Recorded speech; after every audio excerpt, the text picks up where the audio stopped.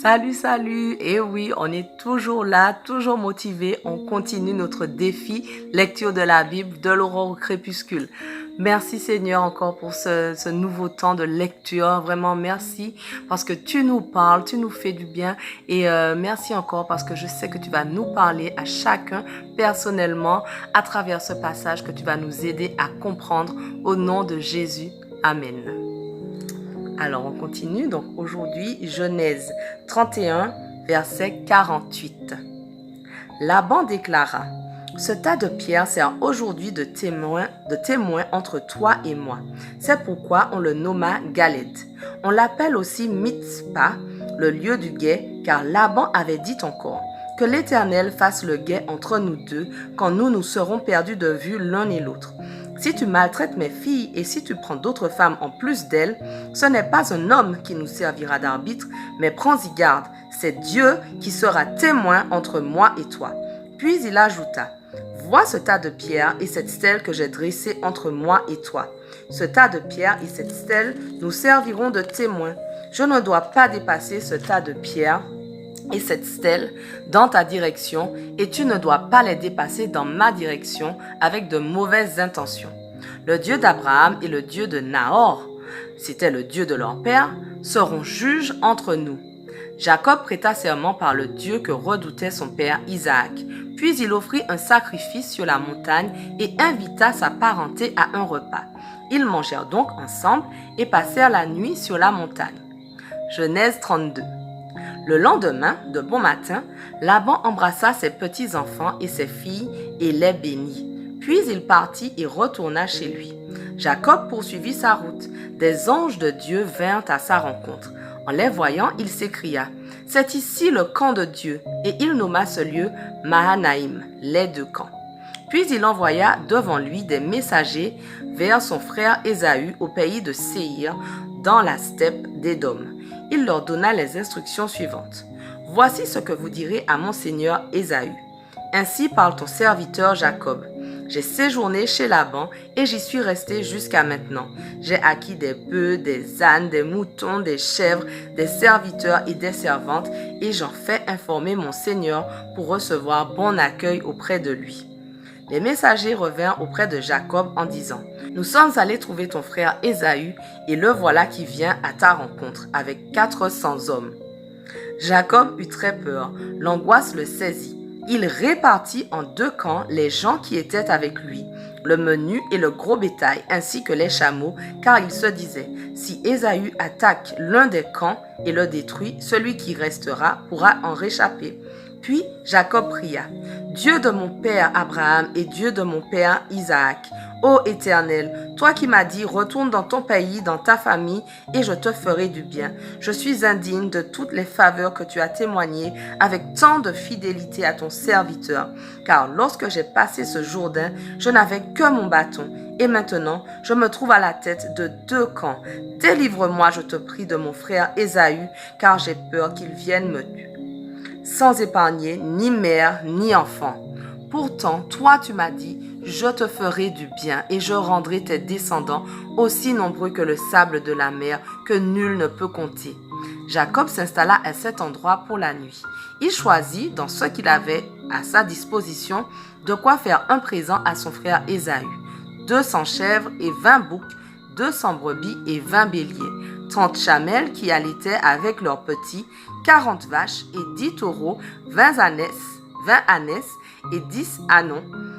Il les confia à ses serviteurs par troupeaux séparés en leur disant: « Passez devant moi et laissez une certaine distance entre chaque troupeau. » Puis il donna les instructions suivantes au premier serviteur: « Quand tu rencontreras mon frère Ésaü et qu'il te demandera: quel est ton maître, où vas-tu et à qui appartient ce troupeau qui te précède, tu lui répondras: mon maître est ton serviteur Jacob. Ce troupeau est un cadeau qu'il t'envoie, mon seigneur Ésaü. Lui-même arrive derrière nous. » Il donna les mêmes instructions au deuxième serviteur, au troisième, puis à tous ceux qui allaient marcher derrière les troupeaux. « C'est en ces termes que vous parlerez à Ésaü quand vous le rencontrerez. Et dites-lui aussi: voici ton serviteur Jacob vient lui-même derrière nous. » Car il se disait: « Je l'apaiserai par ce présent qui me précède. Ensuite, je paraîtrai moi-même devant lui et peut-être me permettra-t-il de le regarder en face. » Les bêtes offertes en cadeau s'en allèrent donc devant lui et lui-même passa cette nuit-là dans le camp. Dans la nuit, il se leva, emmena ses 2 femmes, leurs servantes et ses 11 fils et passa le gué du Yabok.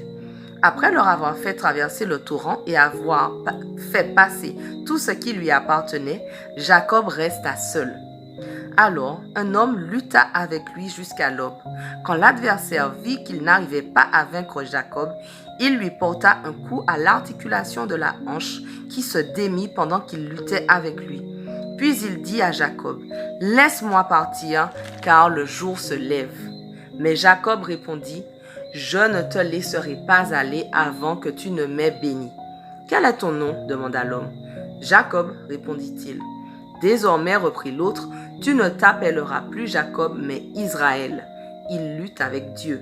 Car tu as lutté avec Dieu et avec les hommes, tu as vaincu. » Jacob l'interrogea. « S'il te plaît, fais-moi connaître ton nom. »« Pourquoi me demandes-tu mon nom ?» lui répondit-il. Et il le bénit là. Jacob nomma ce lieu Péniel, la face de Dieu. Car, dit-il, j'ai vu Dieu face à face et j'ai eu la vie sauve. Quand il eut passé le gué de Péniel, le soleil se leva. Jacob boitait de la hanche. C'est pourquoi jusqu'à ce jour, les Israélites ne mangent pas le muscle de la cuisse fixé à l'articulation de la hanche, car c'est là que Dieu avait frappé Jacob. Genèse 33. Jacob scruta l'horizon et aperçut Ésaü qui arrivait avec 400 hommes. Alors il répartit ses enfants entre Léa, Rachel et les 2 servantes. Il plaça en tête les servantes et leurs enfants, puis Léa et les siens derrière eux, et finalement Rachel et Joseph. Lui-même passa devant eux, il se prosterna 7 fois jusqu'à terre avant d'arriver devant son frère. Ésaü courut à sa rencontre, le prit dans ses bras, se jeta à son cou et l'embrassa. Tous 2 se mirent à pleurer.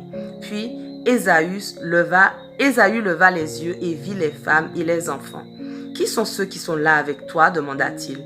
Jacob répondit, « Ce sont là les enfants que Dieu, dans sa grâce, a donnés à ton serviteur. » Les servantes s'approchèrent avec leurs enfants et se prosternèrent. Puis Léa et ses enfants vinrent se prosterner, et enfin Joseph et Rachel. Ésaü demanda, « Que veux-tu faire avec tout ce camp que j'ai croisé? C'est un cadeau pour obtenir la faveur de mon Seigneur. »« J'ai beaucoup de biens, mon frère, dit Ésaü. Garde ce qui est à toi. »« Non, dit Jacob, je t'en prie, si j'ai obtenu ta faveur, accepte mon présent, car je t'ai vu en face comme on regarde la face de Dieu, et tu m'as accueilli favorablement. Accepte donc, je te prie, le présent que je t'ai fait parvenir, car Dieu m'a accordé sa grâce et j'ai tout ce qu'il me faut. » Il insista tant qu'Ésaü finit par accepter et dit, « Partons et marchons ensemble, j'irai devant toi. » Mais Jacob répondit, « Mon Seigneur sait que les enfants sont fragiles. De plus, j'ai avec moi des brebis, des chèvres et des vaches qui allaitent. Si l'on forçait leur marche un seul jour, tout le troupeau périrait. Que mon Seigneur aille donc devant son serviteur, je te prie, et moi j'avancerai tout doucement au pas du troupeau qui me précède et à celui des enfants pour aller rejoindre mon serviteur à Séhir. » Ésaü suggéra, « Dans ce cas, je laisserai avec toi une partie de mes gens. » « À quoi bon ?» répondit Jacob. « L'essentiel pour moi est d'avoir obtenu la faveur de mon Seigneur. » Ce même jour, Ésaü reprit le chemin de Séhir, tandis que Jacob partit pour Sukkot, les cabanes. Il s'y construisit une maison, mais il bâtit aussi des cabanes pour son bétail. C'est pourquoi on nomma ce lieu Sukkot. À son retour de Padan Aram, Jacob arriva sans encombre à la ville de Sichem, dans le pays de Canaan, et il établit son camp devant la ville. Il acheta pour 100 pièces d'argent aux descendants de Hamor, fondateur de Sichem, la parcelle de terrain où il avait dressé ses tentes. Et il y érigea un autel qu'il appela El-Elo